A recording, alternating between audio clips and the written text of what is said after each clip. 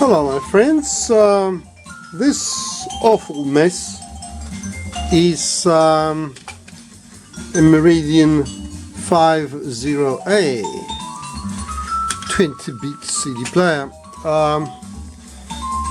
One of the people I interact on StereoNet Australia had one of those, and he says, well, is it worth fixing?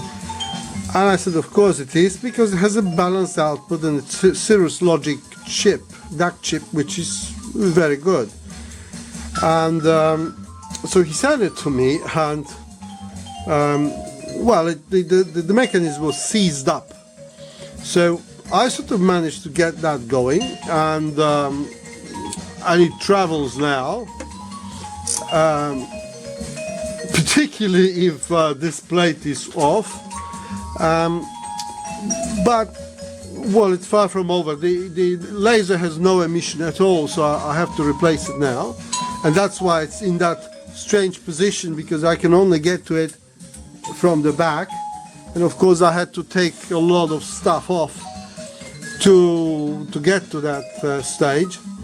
So as you say, it's not going to be easy or cheap to finish it off.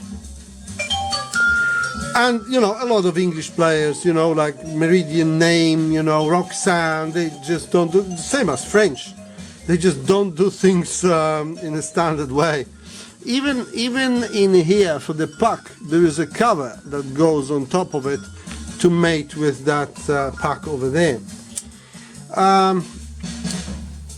If anybody out there worked on this machine, I need some help here. Well, on top there, this is a clamp, okay, that sits on top and just glides on some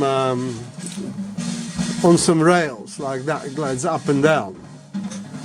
That's all well and good, but this sits on top of all that, and in the middle of it there is this bolt that penetrates that slot. But what does it do? I wonder.